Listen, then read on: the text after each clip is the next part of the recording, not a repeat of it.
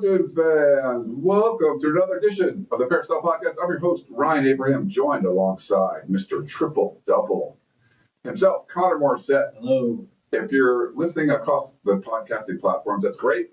You can't tell the difference, but if you're not, if you're watching us YouTube or Facebook, there's a new face here. I'm sitting right next to Connor instead of my normal chair. We have a new intern helping us produce the show. India Otto is here. Follow on Twitter at India Otto. You might know her from the USC women's basketball team, but India, thanks so much for coming in and helping us out. Of course. Thank you so much for having me. I can't wait. I'm excited. Yeah, she had extensive training for about 45 minutes, so if anything messes up, we're going to blame her. Blame on me. No, it's great. So thanks, India, for joining us here in studio and everyone else listening. You'll be able to hear her kind of run us through the show and kind of make sure Connor and I are steered in the right direction, which isn't always easy to do. If you have questions or comments for the show, podcast at uscfootball.com is the email address. You can also call or text us at 424-254-9141. And we love to get your comments on our Apple Podcasting app. You can do it on Spotify now, too, I believe. But check it out, the Peristyle Podcast. Leave us a 5-star review. Any kind of comments, questions, concerns there. It's great. It helps to grow the show. You know what helps grow the show? When we talk about food.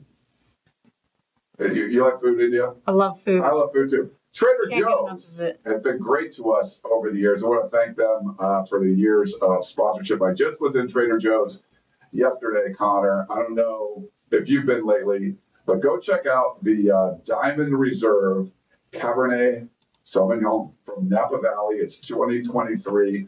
Great stuff. Our contact over at Trader Joe's, I sent a picture of this wine. He goes, that's a really good one. I can't believe it's still there. So it's about $20. If you were getting it in a steakhouse or something, it'd be a lot more than that. But go check it out. I want to check that one out, too. I also was looking on the website, and something that caught my eye, the spicy mango habanero guacamole. So I like getting the guacamole there. I bought some of the chips yesterday, and I had some guac and some of the salsa from Trader Joe's. But I want to try this spicy guac. I don't know if you had that one. No, I haven't, but that looks really good. I'm looking on the computer that you had pulled up here. Yeah, that looks tremendous. And the wine, can't go wrong with little Trader Joe's wine at $20. That's a great deal. You're absolutely right. You pay a lot more at a steakhouse. And I just always find whenever I go in there, any bottle of wine that I get, I usually am happy. So shout out to Trader Joe's for not just the great food selection, but the great wine selection, too. Yeah. Eddie, you got a favorite? I do have a favorite. My favorite's definitely the Gone bananas, frozen chocolate-covered bananas. If you're a fan of bananas, go check it out. They also have a strawberry version. It's to die for. Incredible stuff. All right. Well, that's good. Well, we got to get the show. You want to give us a little recap what we're going to be talking about today, India? Yeah, guys, we have an exciting show for you guys today. We'll be previewing 2 early opponent previews. We got 2 special teams to talk about. We're going to dive into some USC recruiting. I know you guys love to hear about the USC football team. And then we also are going to talk about LA's best event, which was just hosted yesterday by a USC veteran linebacker. So we got an exciting show for you guys today. And let's just jump right into our 2 early opponent previews of the day. We've got the Notre Dame Fighting Irish and the Iowa Hawkeyes. So let's get started with the Notre Dame Fighting Irish, guys. All right. Let's see what you got. I love it. I want to give a little shout out to India because I gave her a little verbal cues, and I was saying I literally said, this event hosted by a veteran USC linebacker, and she said that and remembered it, said it exactly. So props to you. We'll give you a little.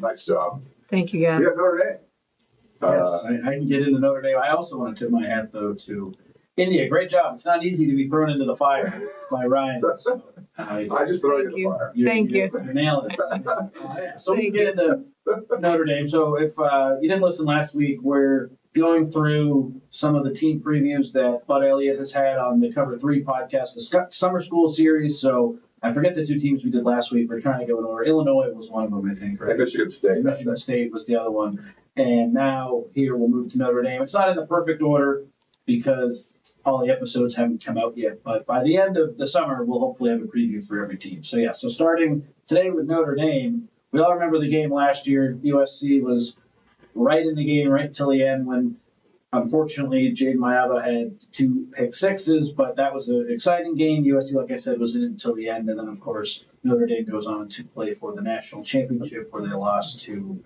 Ohio State. So, Ryan, I don't know about you. But I think Notre Dame is the one game on the schedule where I would be shocked if USC came out on top in that one. I think USC has a chance to go beat Oregon. I think USC has a chance to beat Illinois. Some of those other games that are challenging, I think USC has a really good chance to win them. Never say never, but just off the top with what Notre Dame brings back defensively, and we'll get into it here in a second. That's a team that playing them on the road off of what they did last season with the guys that they bring back on defense, headlined by linebacker Kingston Viliamuasu, USC fans will know.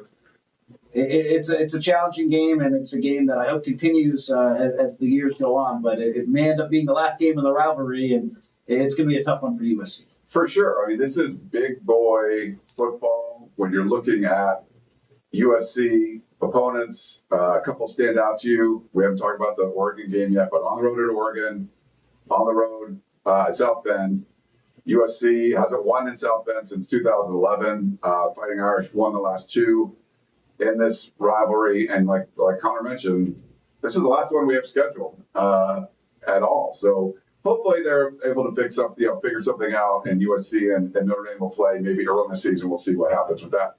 But yes, this is going to be big boy football.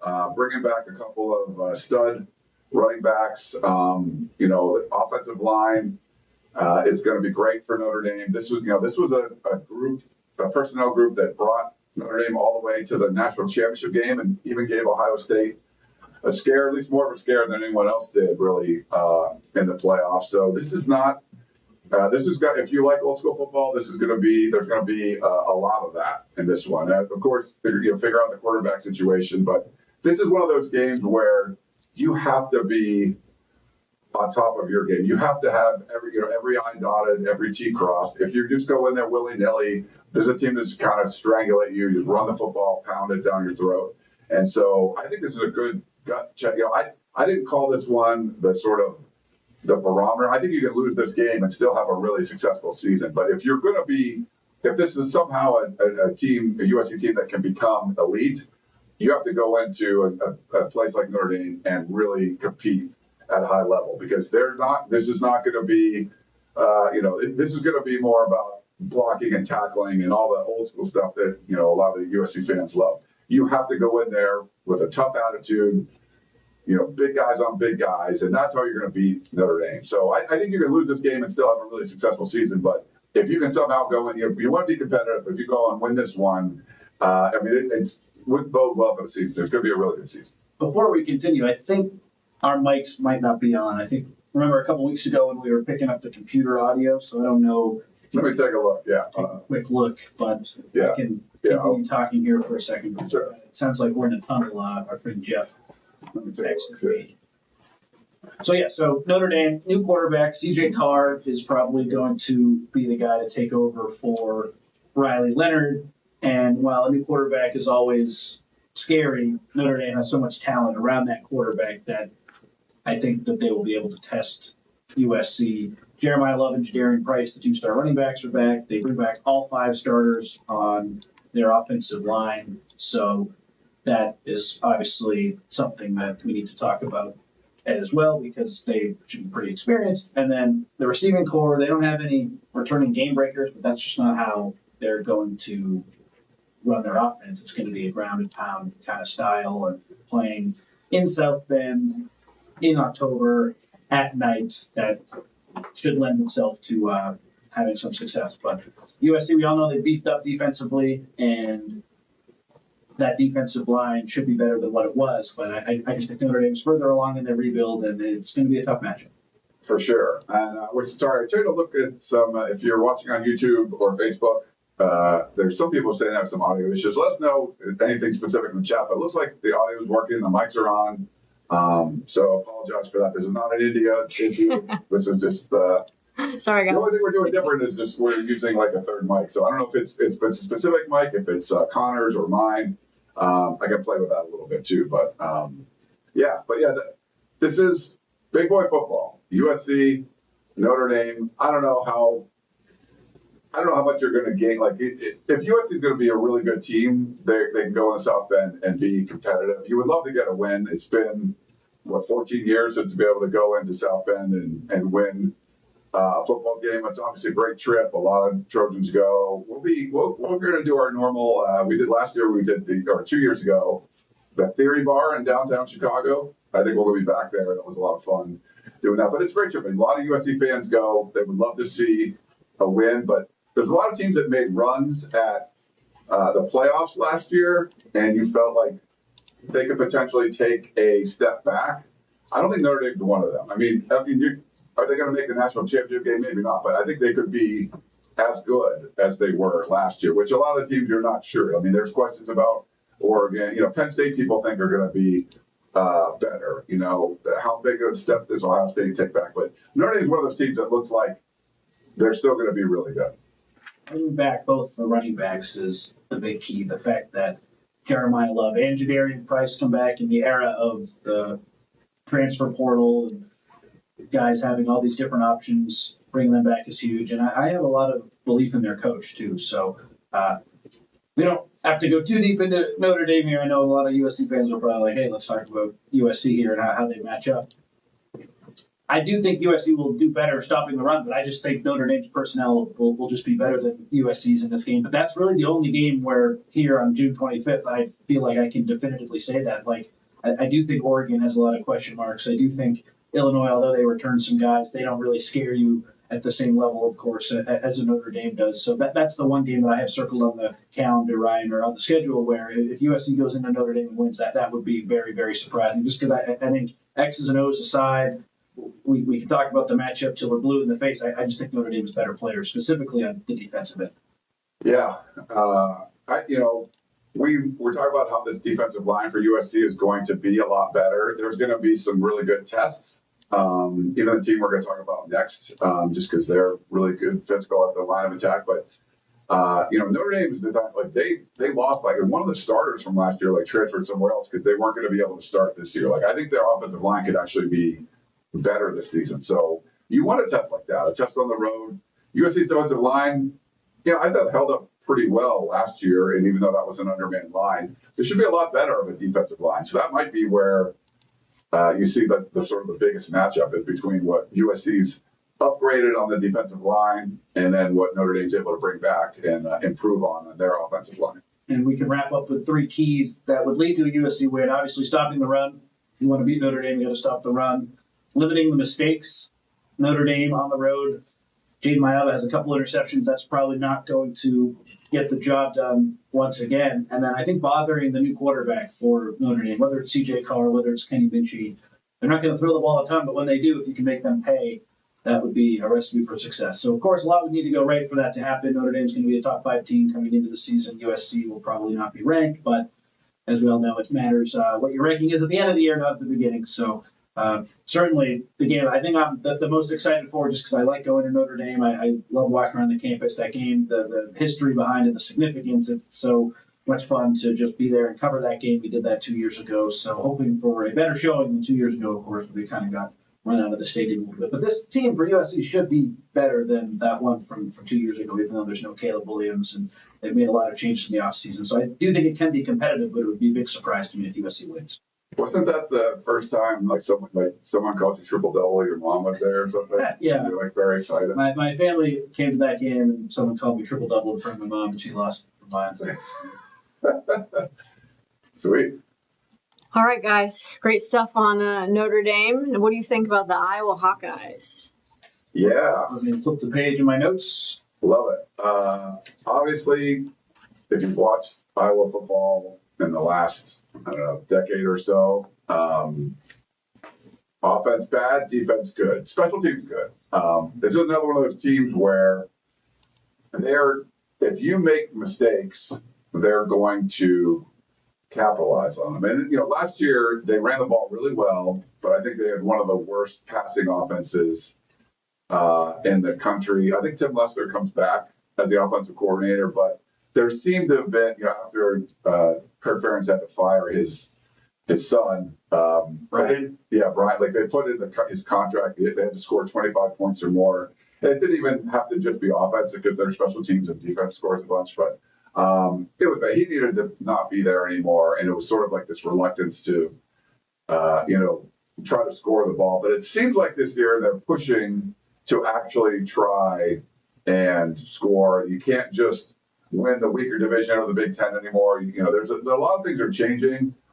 If you read what's going on around Iowa, the thought is, hey, they're going to actually throw the football and be a regular college offense. Proof's in the pudding. You got to wait and see that. But they're going to be good defensively, really button down special teams. They can score points on special teams, score points on defense, run the ball well. If they fix the passing game, this could be a really good team. I don't know if you can, but we've seen USC play a one-dimensional team last year in Michigan and still weren't able to get a win. This one's going to be at home, so that helps.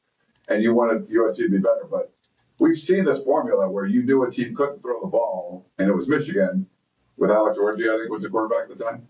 And that didn't go well for USC. But I'm not sure this is going to be as one-dimensional as what we saw last year. But if it is, you want to be able to take advantage of that. But certainly this was a one-dimensional team last year, and we'll see if how USC can handle it.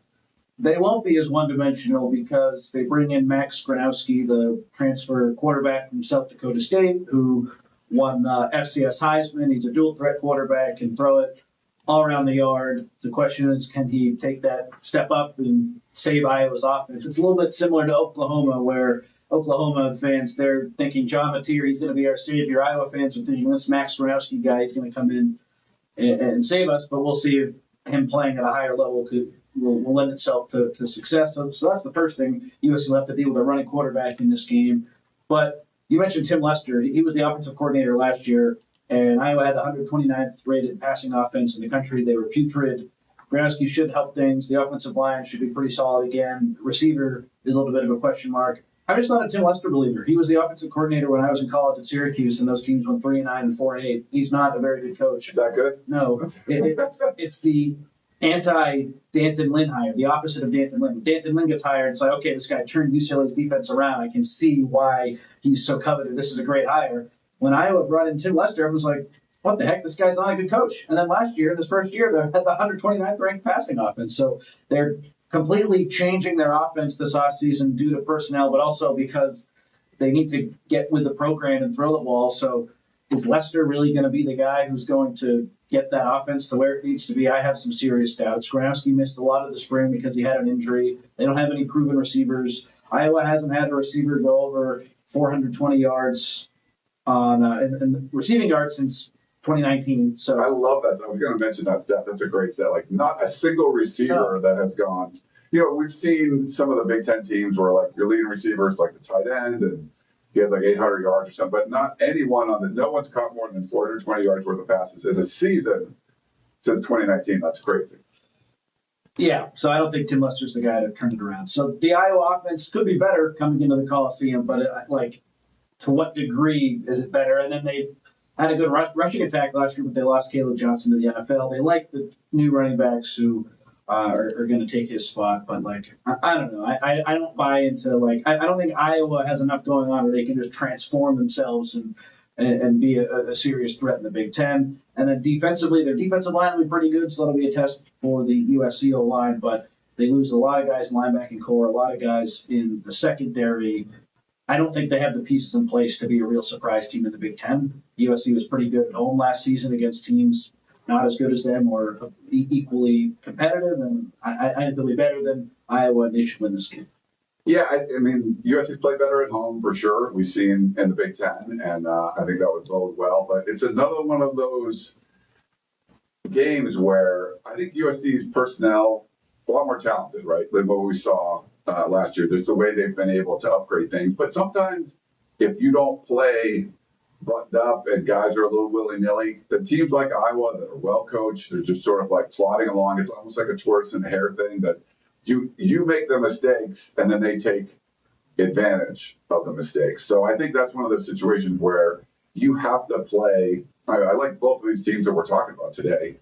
You need to be able to play your game. You can't have a 12 penalty game. You can't turn the ball over a bunch of times. You can't muff a punt. All those things. Iowa sort of plays a game where they're encouraging you to do all that stuff. And when you go make those mistakes, then they're able to capitalize on it. Are they going to drive 80 yards, 5-6 times? They're not doing that. but they'll have some 20 and 30-yard drives because of your mistakes. So I think it's one of those things where USC needs to be sort of free on offense and open and being able to do the things that they like to do, but also, and we've seen this with Jay Mahalo, you can't have the kind of big mistakes. And, Notre Dame took advantage of them last year with a couple of, full length of field pick sixes. Iowa loves that stuff. Like I think there's some similarities here. Notre Dame's obviously more talented, but if you're going to have those like flashy plays, you can't accompany them with the major mistakes, because this is one of those teams that pounces all over it, and they sort of almost rely on it to win these games, And I think that's what you. So both of these teams we're talking about today, you have to just be buttoned up and just play, disciplined football, and that's going to be one of the tests for this coaching staff. Yeah, you add the talent and everything, but can you get everyone to play together? And that's if you can do it for both these games, I think you'll be in them. But both of these teams are able to just take advantage of any mess up that you have. I just think that they could overcome a pick six like they did against Nebraska last season, or a muff punt like they did against Wisconsin. I don't know if Iowa's going to be good enough to come into the Coliseum, even if USC makes a mistake or two to win this game. I just wonder how they're going to score points when USC will slow down that run game that Iowa's known for, and then they'll dare Gronowski, a first-year Big Ten quarterback, to make some plays with a wide receiving core that's not proven. So the way USC's schedule sets up, I like that they have some of the harder games on the road, because I think that should allow them, I've said this in past shows, to go undefeated in the Coliseum. I think that's a realistic expectation this season, where Iowa's a hard game, Michigan is a hard game, but if USC is as good as I think they're going to be, you win those games at home, and then the road games, Notre Dame's tough, Oregon's tough, Illinois is tough, Nebraska might be tough. That's where the season will either be made or, it'll be a miss. So I think the road games are a little bit more where I'm fixated, and Iowa at home, that doesn't really scare me like some of these other opponents. All right. Well, it's Notre Dame and Iowa. All right. Really? Yeah, make sure you check out the summer school series. Yes. The USC one's out, so I was on that with Bud Elliott. But this is what we're doing is talking Bud would talk to the publishers or the main writers for each of these programs, and then Connor was writing stories, kind of doing his early season preview. So that's why we're talking about these. If you didn't know, I don't think I introduced that well in the beginning, but that's what we're doing. All right. It's great talk on Notre Dame Fighting Irish and Iowa Hawkeyes. Hopefully we'll get the dub later this season. Let's move on to some USC recruiting. I know this past week was the Elite 11 football camp. I know you guys were both in attendance. So what were your thoughts on the camp? Any standouts? What were your thoughts? Yeah, Elite 11. So USC quarterback Jonas Williams, who we put some info in the war room on what we saw last week, but we can kind of give you some more recaps. I think we have 4 highlight videos of him up there. I thought he did really well talking to the people that run Elite 11, some of the camps, some of the counselors. They were just really impressed by him. One of the things is there's kind of a wide age range. These are all juniors, going to be seniors, but there were some 19-year-olds there. And Jonas Williams, the USC commit, out of Illinois, just turned 17. So he was the youngest or second youngest by a couple days of the guys at the event. But, when I was watching, seemed really accurate, was throwing the ball well on the run. They did that rail drill. You have to basically hit the receiver in the face mask down the sideline at the pylon, and he made it through like 4 rounds of that. So he was within the last 5 quarterbacks or so. When the final official Elite 11 rankings came out, there's like 20 quarterbacks go in, and then they name their Elite 11 plus an MVP. No particular order, but Jonas Williams was included in that. I think some of the 247 guys and some of the other recruiting services didn't really have him in their top 11 to start, where I would have from what I saw. And then I think when you look at the Elite 11 standings, he was always in. He was like 7 or 9 or whatever. So he was in there and made the final standing. So for a young guy like that to come in and be considered one of the best quarterbacks there, I thought he had a really good showing. He ended up in the day that I saw in the 7-on-7, he had 7 touchdown passes in 15 minutes.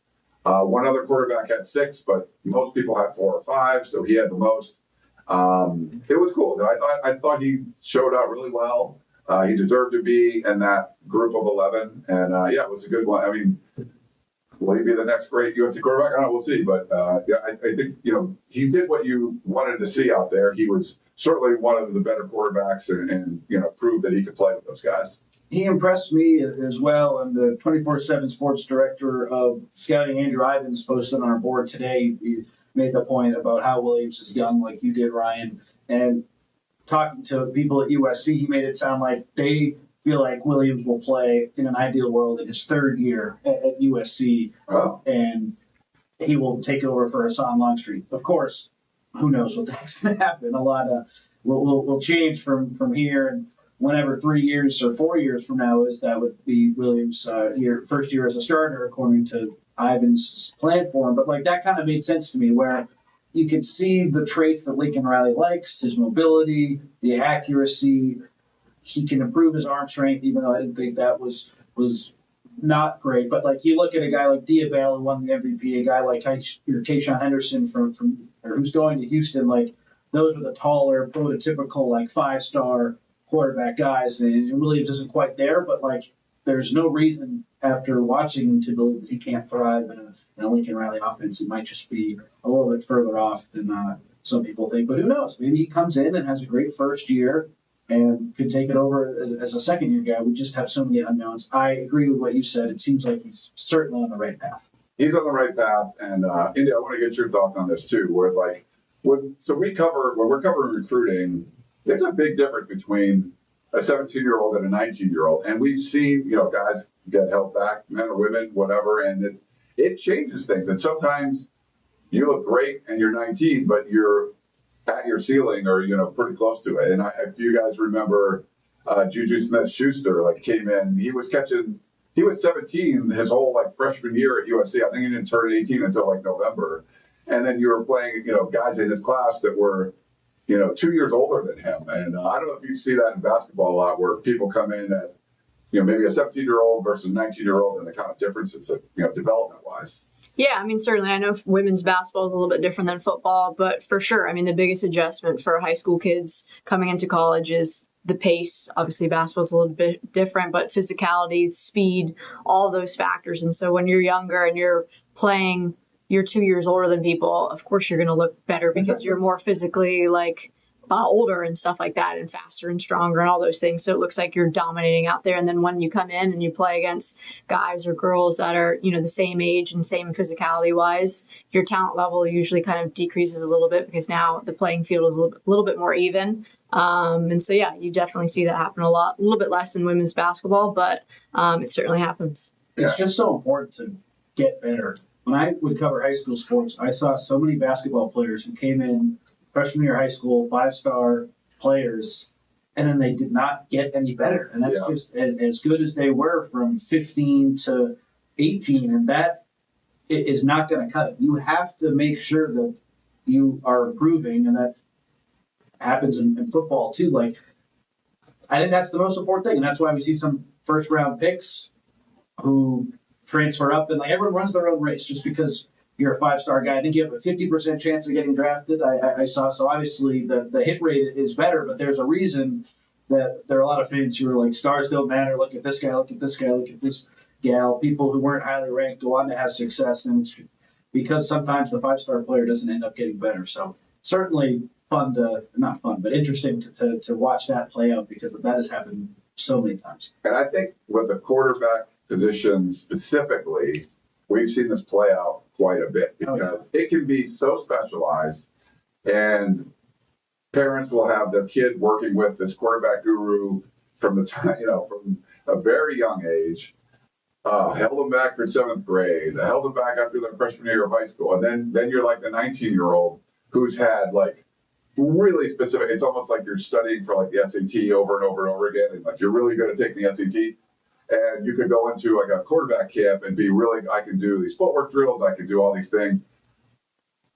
Does it make you a great quarterback? Not necessarily. I think sometimes you're they're so specialized. And I think when you're coming in, so if you're looking at Joe Williams coming in as a 17-year-old, you can have coaching and stuff like that, but you're not you didn't train to be great at the Elite 11. You're a really good quarterback. And I think some guys come through and they're trained to be really good at this stuff. And, a lot of times it makes you a great quarterback on the field too. But sometimes you're like, hey, I'm really good at taking the SAT, but I don't know how I'm going to do in college. I don't know if that makes sense. And you look at historically the Elite 11, the hit rate is good, but it's not perfect. Where C.J. Stroud wins MVP 1 year and goes on to have all the success in the world. And there are other examples of guys who it didn't quite pan out the way you would expect it to. But it's like the 5-star thing. Like, there's a reason these quarterbacks are in that group. Yeah. And there's a reason the MVP wins the MVP. Like, just because you win the MVP at the Elite 11 and maybe don't make the NFL, it doesn't mean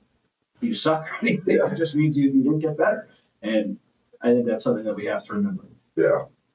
Want to talk about the camp that I went to Thursday a little bit too, Ryan? So I didn't go to the Elite 11 Thursday because USC had some commits on campus, and the staff let us watch the workouts, which was awesome. Chris paid pretty close attention to the defensive line. I watched the secondary, so I got a front row seat on Thursday to a workout that featured Albert Hill, that featured Peyton Dyer, 2 USC commits, Danny Lang from Mater Dei, who's a premier USC target in the 2027 class, was also there. There was a freshman from Santa Margarita who is going to blow up. His nickname is Prime. His first name is Karan. I'm forgetting his last name, but he was really impressive. But Albert Hill and Peyton Dyer, first of all, with Albert Hill, you watch the video that we put on YouTube of his workout. He is lightning fast. His backpedal speed, his sprinting speed, that immediately stands out. It's easy to see why he's so highly ranked. And we talk about all the recruiting wins USC's had. This is a kid who I think 5 years ago goes to Ohio State no matter what. He's from Ohio. USC's taking a premier defensive back out of Ohio, having come to USC. He's been at USC pretty much every week in June. Like, he is as locked in as you can be. He really blew me away with what he was able to do, and I think he has a chance to come in and play a lot as a nickel. And then Peyton Dyer, really good size. That stands out the most with him. He probably will move to safety. I talked to Gerard a little bit about that. That's where we see his best position, but he could play corner as well. He's a bigger guy. He moved pretty well. It was hard to compare the movement of these guys when Albert Hill was just like he was ice skating up there. He was gliding, but I thought Dyer moved well as well. And just because of his size, he looks like a future safety. But it's easy to see why USC got these guys in their class, especially Hill. I have very high expectations for him. And it was really nice that the staff let us come out and watch these workouts, because that's not something that we get to see every day, especially the out-of-state kids, where if Albert Hill plays his senior year in Ohio, we're probably not going to cover one of his games, obviously. So it was really cool to see him in action. Nice. Yeah.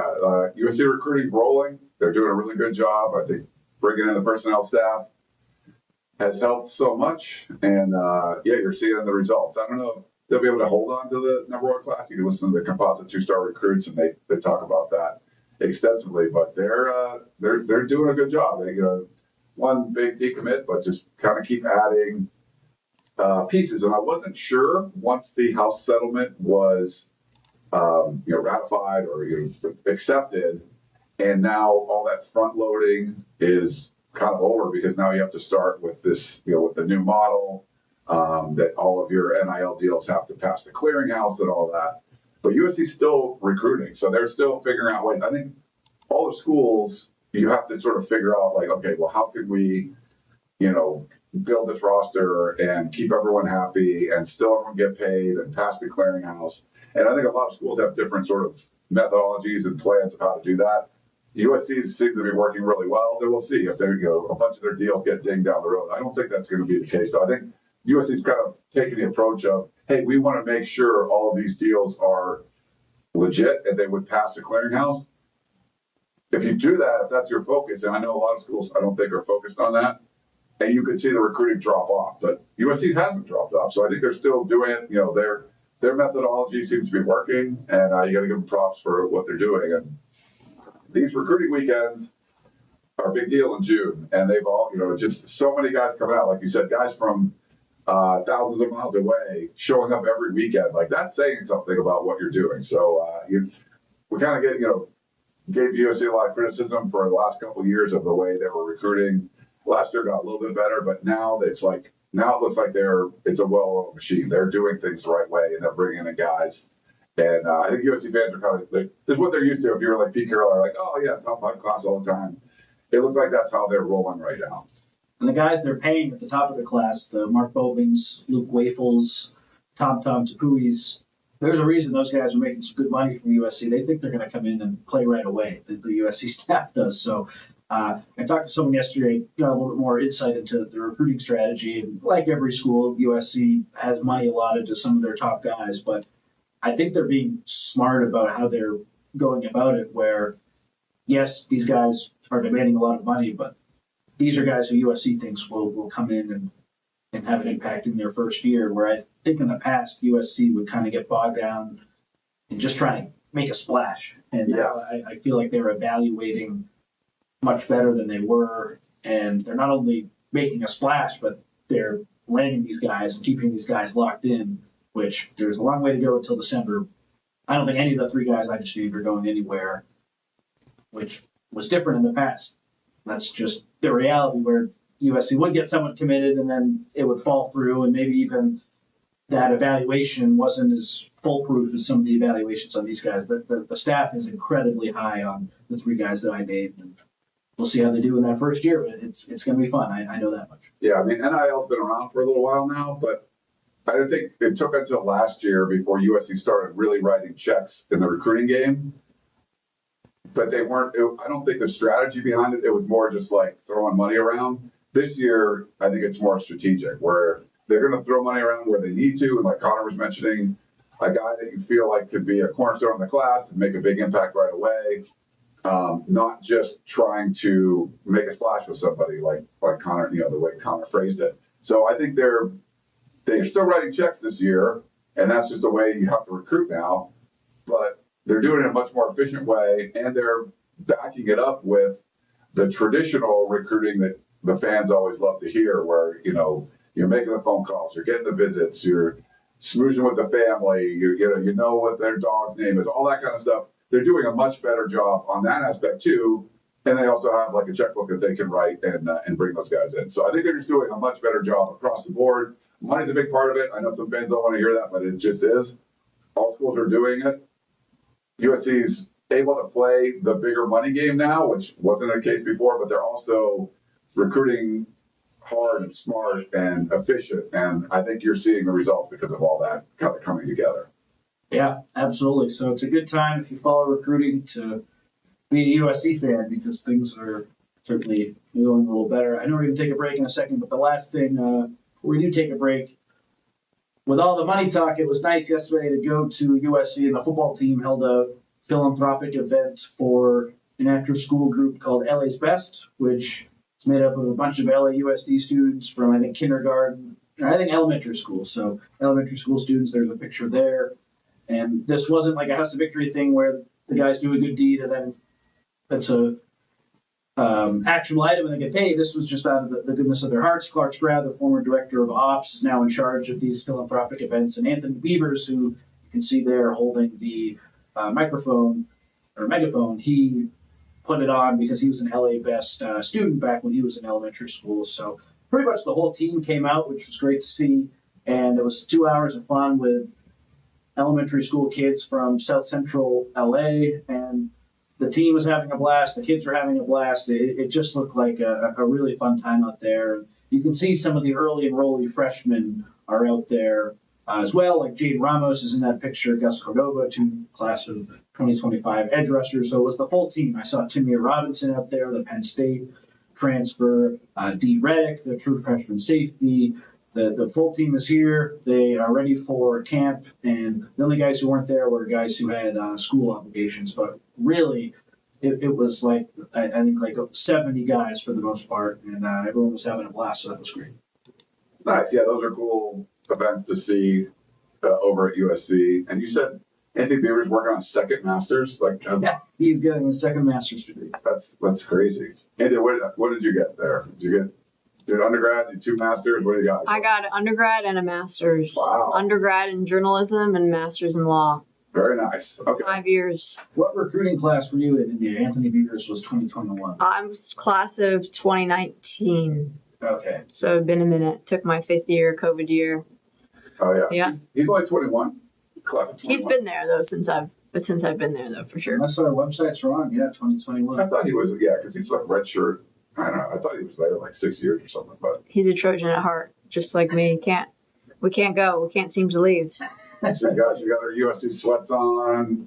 Always got to represent. See it. India's like transition to like real life, you know. Yeah. Like she just finished working the USC women's basketball camps, and now she's like, they let her go out in the real world. Yeah.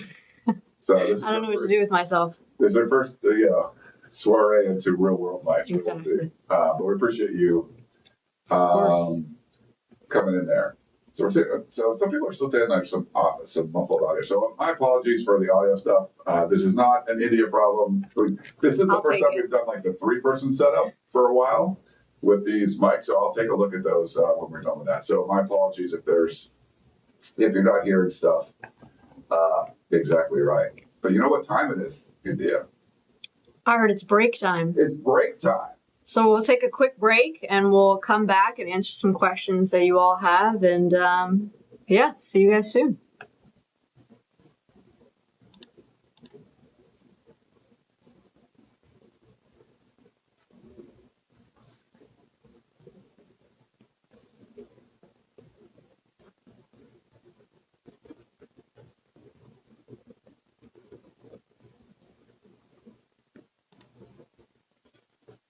All righty, we're back here on the Peristyle Podcast. I'm Ryan Abraham. Make sure you check out USCfootball.com. We have a 50% off for annual membership sale going on right now. So if you want to get the best USC football and athletics coverage wall to wall for the next 365 days, you can sign up half price. What is it like? It's like $50 or something. It's pretty cheap. So, price of lunch. You can have a whole year's worth of USCfootball.com access. Shows like this, a lot of inside information. The War Room every week, people love. We've been doing the War Room for, I don't know, it's like 25 years now. It's been crazy. Every Friday morning, we post inside tidbits of what's going on in the USC Athletic Department. All summer long, doesn't matter. We're kind of constantly posting stuff in there. Last week was really good. It was like really long for a middle of June War Room, but good stuff. So make sure you go check out USCfootball.com. And of course, like and subscribe our feed on YouTube at Inside Troy. We do all these shows. Put a lot of videos up recently. Connor did the basketball video. You can mention that briefly if you want to. What was going on there. But a lot of football videos, a lot of highlights, recruiting videos. So tons of stuff up there at our YouTube channel. So like and subscribe over there and check it out. I covered the USC men's basketball practice yesterday, and 5-star freshman guard Elijah Arenas spoke for the first time after practice. He still hasn't practicing quite yet. He needs to finish up some enrollment stuff, but he signed, so we were able to speak with him. And he, of course, had that horrific car accident back in April, and he talked at length for about 20 minutes about that whole ordeal. And Eric Musselman was right beside him. It was a very scary situation. He said that Tesla was driving locked up on him, so just an awful event. But it was great after we got past that, and he finished explaining what had happened, just to hear how he's in good basketball shape. He's made a full recovery, which is, of course, the most important thing, and USC is very excited to have him on board. So that was the big story from yesterday. Just watching practice, Chad Baker-Mazzara continues to really impress me, the Auburn transfer, and I liked what I saw yesterday from Jordan Marsh, the 5'10" guard from UNC Asheville. So much is new with that team. I don't feel comfortable making a bold prediction about them, but I do think they have a chance to be good. And I guess in the offseason, that's really all I can ask for. Did you guys interact much with the men's basketball team, India? Or? We did a little bit. I would say more so a couple years back, like with my class. In the first couple of years I was at USC, we were a little bit closer with them. And then since then, with like Andy leaving and a lot of new guys coming in, we didn't interact too much, except, when we were in the halls or in the training room and things like that. But yeah, a great group of guys, the ones that I did meet, really kind. We say hi to you in the hallways, and they really rooted for our team and came to our games, and we went to theirs. So Always a great group of guys. Nice. Well, we got some questions. I'll read an email, and I know India's got some of these questions teed up from the chat. If you guys were watching on YouTube or Facebook and put a question in there, she started them. But I'll start with David from Behind the Orange Curtain. In light of the Trojans' away game record last year, will we do anything different this year? Is it my understanding that the team travels on Fridays? If so, are there any plans to change it up in the hopes of improving our away record? I forgot that was things with something we brought up last year, and they did travel like the day before the games, even though it was all the time zones there. I haven't heard if that's going to change or not or anything. Lincoln Riley talked, I forget when, but he did say they might change it, which will be music to fans' ears, because man, that was a hot button issue last year. What do you mean they're traveling on Friday? They're not going to be ready to go, and that pissed off everyone, but Riley stuck with his guns, and it didn't end up working out. It seems like he might be open to changing that, so we'll see. I wonder if Chad Bowden has any thoughts with Notre Dame playing that's a good question. In different time zones, if he has any idea that can maybe help. Yeah, we're going to check with him next time we talk. Yeah, but, if USC, wins the game at Michigan, then no one's complaining that, you travel on a Friday, but you lose that game. You lose the Maryland game late. You lose the Minnesota game. You keep losing games like that, and if there was something they were questioned about your travel schedule, if you won all the games, they're like, see, we could travel on Friday, it's fine. But because you lost them, traveling on Friday was the worst thing you could have ever done. So it's results driven. But unfortunately for USC and Lincoln Riley, the results suck. So you're going to be questioned on what your decisions were. And, it's a lot. I mean, even when we're flying in there, I don't know if you want to chime in with some of the road trips in you guys took, but we'd fly Friday and then do like an event that night for USC fans Friday night, wherever we're going. And, we're not working out or anything, but it's tired. It's kind of tiring by the time you get through there and the time zone's all off. But I don't know, what your thoughts on traveling and playing the next day when you had to do that? The travel was brutal this past year. Obviously, I wasn't a player this past year. I was on staff, but man, the travel was brutal. I mean, I just off the top of my mind, when we went to UConn to play UConn on December, like close to Christmas, our game was late. It was on I can't remember, ABC or a big network, and the game was at like 8 p.m. Game was done at like 10 or so. Issues with the plane, had to wait for a plane to come. Finally got leaving at like 12 and didn't come back. Then we had to stop for fuel, and we didn't get back here until like 7 a.m. Some of the players missed their flights home for Christmas and had to take like the next one out. So travel was exhausting this past year, and it wasn't too bad during Pac-12. It was nice because the Pac-12, we always played Friday and Sunday, so we usually left like Thursday in the morning. We were fine, obviously the states weren't too far, and then we would come back Sunday after the game. But this past year was tough with the Big Ten and flying across the country, and sometimes we would leave 2 days early, sometimes we left the day before. We would bus sometimes to another state, like we bused from Indiana to Purdue, and the travel was definitely a lot. Thank God I didn't have to do any schoolwork this past year. I don't know how the team did it. The difference, though, between the women's basketball team and the football team is that the women's basketball team lost once to Iowa, and the football team lost more games than they would have liked. So you'd think that the basketball team with all those games would have lost more, but that was not the case. Yeah. All right, we got some questions for you guys. Let's see. First one up, we've got from Sagar Patel. His question is, will Longstreet have to start any games this year? Ideally, I don't think so, but with an injury, it's always possible. Yeah, I think there's two possibilities. One's injury, obviously, like that could be the case. I think he's going to end up being your backup quarterback. But if he's put in the game because of performance, that's not going to be a good sign. USC has a really easy early slate of games, and if things start to kind of go sour and you're losing some of those road games like we were talking about, and a lot of it's the quarterback play, turning the ball over or whatever, if he's starting games because of that, that's not a good sign for the season. I mean, it might be good for long term, like if he's going to be ready and everything, but that would be bad if he's forced into starting. Injury wise, that wouldn't be good either, but if it's because of performance, it's like, and we haven't seen Lincoln Riley do a lot of that. I mean, he did it last year with Miller Moss, but that was late in the season. And a lot of that stuff I wouldn't put on him. I think it was just the season was going awry and he needed something to change. But if he's going to replace Jay Maiava at this point, after going through the whole offseason, not bringing in a transfer quarterback, things are probably not going well. I agree. Yeah.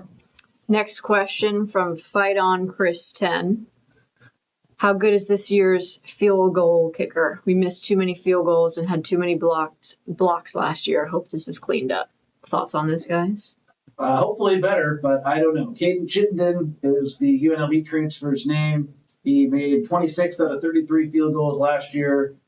His long was 52 yards. He missed 2 out of 12 between 20 and 29 yards, and he missed 3 over 50 yards. So he wasn't All-American, I think, but I don't know. He wasn't exactly lights out. So I'm kind of holding my breath with him. I'm a little nervous about him. All right. When we get kicker questions in June? Like, you're worried about the kickers right now? We're getting kicker and travel questions. You gotta love it. Yeah. Next question from Dylan in Albuquerque. We've got, how is this season over, under, too low at 7.5? Oh, nice. You might have to click it again to make it pop up there. Sorry. Yeah. There we Sometimes it does that.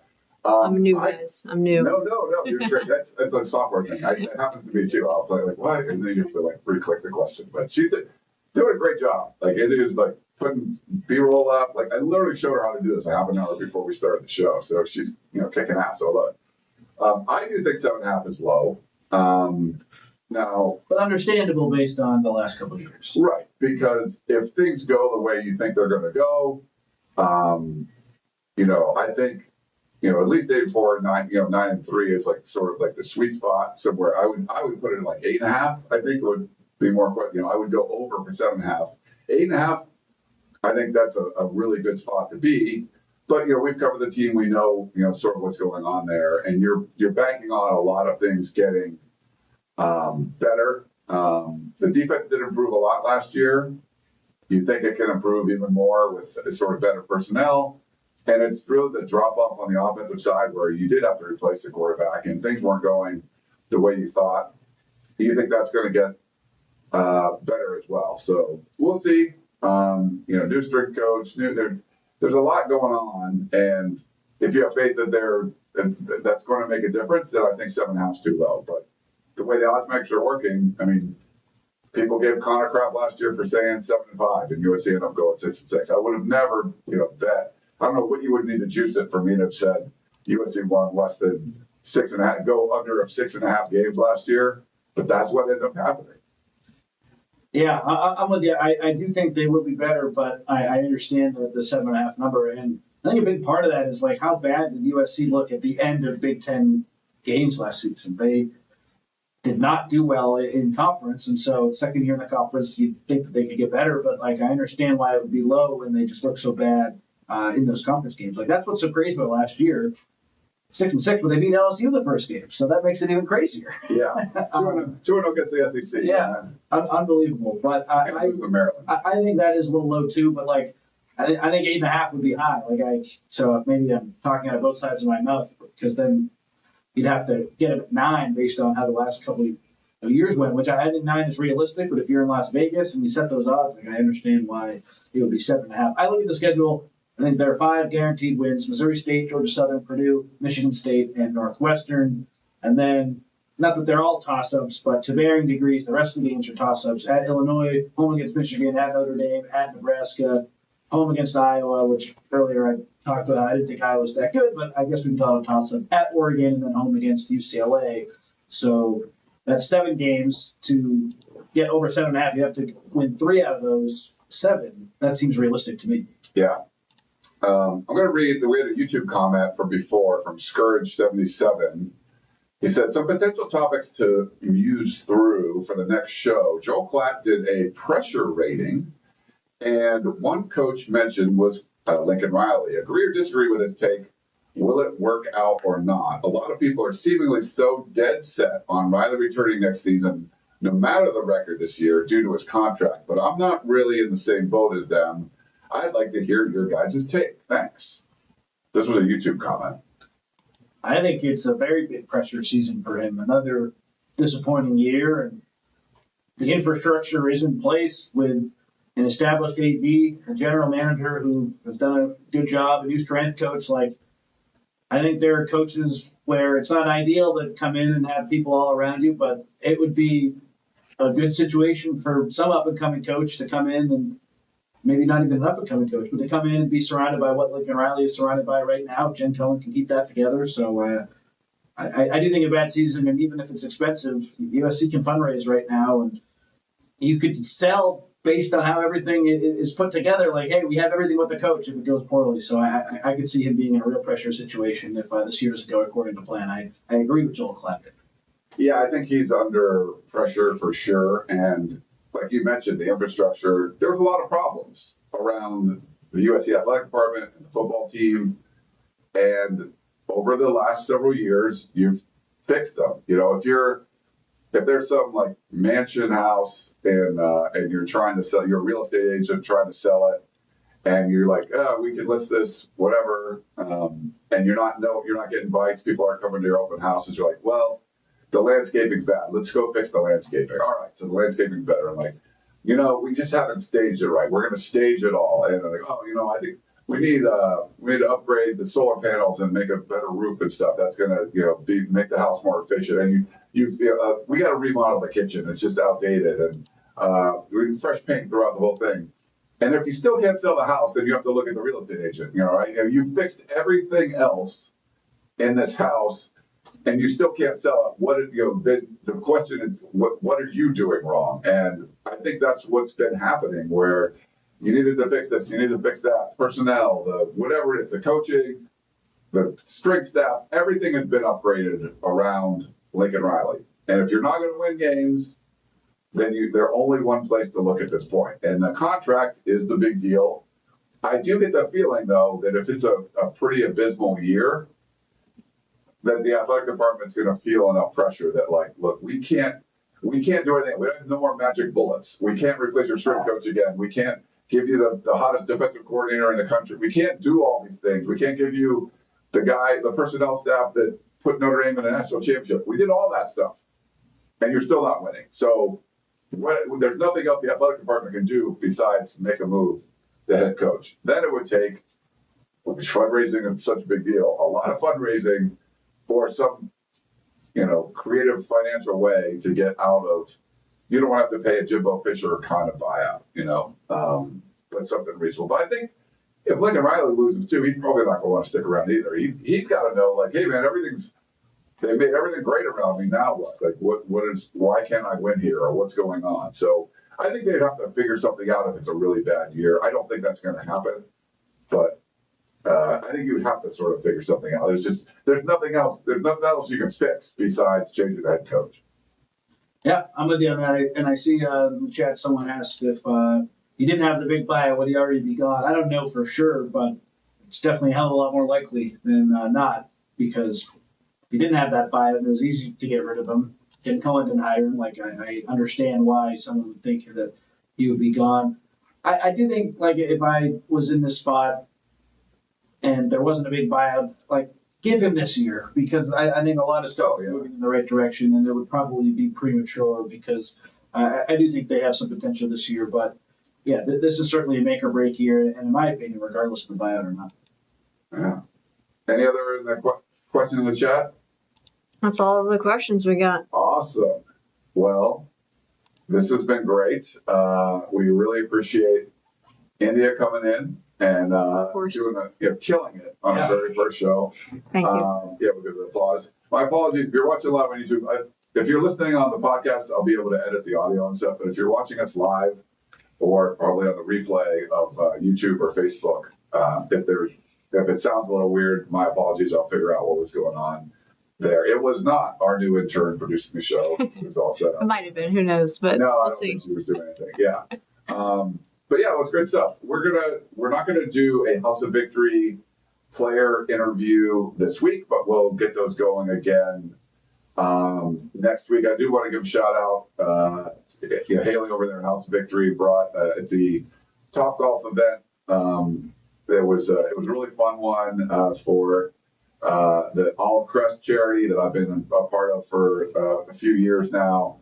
And they did a great job. Jean-Ray Reed and Wayman Jordan came out And some of the USC fans all came out there for that. We're going to do another one, I think, in like February. So I'm going to be part of the planning committee for that. So we'll get more people involved, and it should be a lot of fun. But they've been great to work with, and they brought some players to that event, and of course they brought a ton of players in here for us to interview. So that was a lot of fun, and looking forward to doing more of those, and looking forward to doing more with India coming into the studio and working with us. So I'll be back, guys. I'll be back. Love it. She's going to the real world now. Yeah, She's all grown up. I'm here to stay. And we'll get some insights on what's going on with the USC women's basketball team and stuff too. Yeah. She can give us some. I think she has some sources over there, so we'll get to feel what's going on. But we're going to wrap things up for Connor and India. I am Ryan Abraham. Hope you guys enjoyed the show, and we will talk to you next time.